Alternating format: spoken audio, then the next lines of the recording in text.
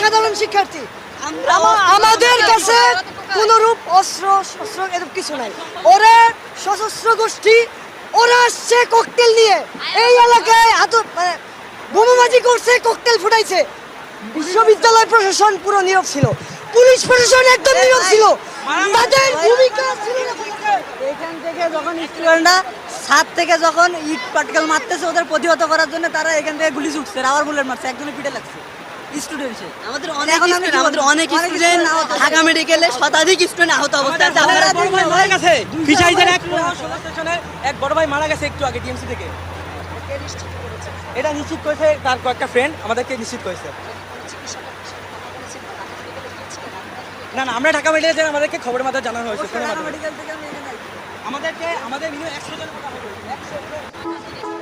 শতাধিক শিক্ষার্থী আহত হয়েছেন, সেটি আমরা আগে থেকেই। আমাদের অপরাধ ছিল, আমরা তো অযৌক্তিক কোনো কিছু চাই নাই। তাহলে সারা বছর জয় বাংলা স্লোগান দেওয়ার পরে আজকে আমাকে কেন টুকাইদের দিলে মার খাইতে হবে?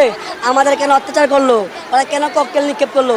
আমার কষ্ট শুধু এক জায়গায়, আমার প্রভু স্যার নাই, আমার বিসি স্যার নাই, আমার প্রক্টোরিয়াল স্যার নাই, আমাদের পুলিশ প্রশাসন নাই। বাইরা ওইখানে বসেছিল, ওই দিকে ছিল, তারা 4 ঘন্টা পরে এখন আসছে।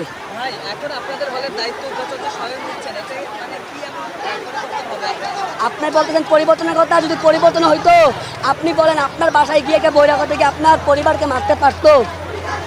আমাদেরকে এখানে এসে ডিরেক্ট আক্রমণ করছে, আমরা কিছু করছিলাম? আমি আমার ডিএমটিতে গেছি ইমার্জেন্সিতে, আমার বন্ধুরা অসুস্থ, একজনের অবস্থা খুবই ক্রিটিক্যাল, ওইখান থেকে আমরা ঢুকতে পারি নাই, আমরা পলায় ঢোকালাম ক্যাম্পাসে। ওরা এইদিকে ব্যারিকেড দিয়ে রাখছে। একটা আবাসিক হলে কখনো এমনটা আপনারা কি জানেন, কখনো শুনছেন? বলেন আমাদের কী দোষ ছিল বলেন? আমার দোষটা কি ছিল আপনাকে বলতে পারেন? আমাদের তোমাদের এই অন্যায়ের কারণে আজকে এমন হয়েছে, জীবনের হুমকি হয়ে গেছে। আমরা সাধারণ শিক্ষার্থী, আমাদের উপরে যদি এভাবে চড়া হয় তাহলে আমরা এখানে পড়াশোনা করতে আসছিলাম, আমরা কি এখানে কি মার খেতে আসছি? আমাদেরকে কেন মারা হইলো? এখানে ঢাকা টোকাই দিয়ে মারা হয়েছে। এখানে আপনার হাতের অবস্থাও খারাপ। এখানে তো জীবনের দায়, চাকরি তো পরের কথা হয়ে যাচ্ছে। আমরা বাঁচতে পারতেছি না সাধারণ শিক্ষার্থী আমাদের এখানে। এইভাবে যদি আমাদেরকে মারে তাহলে কি এখানে পড়াশোনা করে? নিরাপত্তা চাচ্ছি আমরা, আর কিচ্ছু চাচ্ছি না, আমরা নিরাপত্তা চাচ্ছি, আমরা নিরাপত্তা চাই। আমরা ঢাকা বিশ্ববিদ্যালয়ে পড়াশোনা করতে চাই, আমরা এসব হামলা মামলা চাই না। যারা বহিরাগত আমাদের উপর হামলা করেছে আমরা তাদের দৃষ্টান্তমূলক শাস্তি চাই, আমরা বিচার বিভাগে তদন্ত চাই, খুব দ্রুত একটা ফয়সালা করে, এটা আমাদের প্রত্যাশা। দাবি এখন শুধু একটা না, দাবি এখন অনেকগুলা। প্রথমত আমাদের জানমালের এই যে রিস্ক, এই ড্রাইভার কে নিবে? আমরা নিরাপদ ক্যাম্পাস চাই, টোকাইমুক্ত ক্যাম্পাস চাই, এবং সবথেকে বেশি যেটা ইম্পর্টেন্ট সেটা হচ্ছে আমাদের জানমালের নিরাপত্তার পাশাপাশি যারা আমাদের এই আক্রমণ করতে আসছে তাদের বিরুদ্ধে দ্রুত অ্যাকশন নিতে হবে।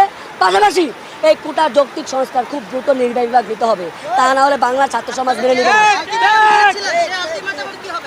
আমরা তো আলটিমেটাম দিয়েছিলাম হচ্ছে যেন আমরা রাষ্ট্রপতির কাছে স্মারকলিপি দিয়েছিলাম যে রাষ্ট্রপতি খুব দ্রুত একটা সংসদে একটা কী যে বলে আইন করে এটা হচ্ছে একটা বাস্তবায়ন করা হয়। আমরা 24 ঘন্টা আলটিমেটাম দিয়েছিলাম, আমাদের আলটিমেটাম মানা হয় নাই।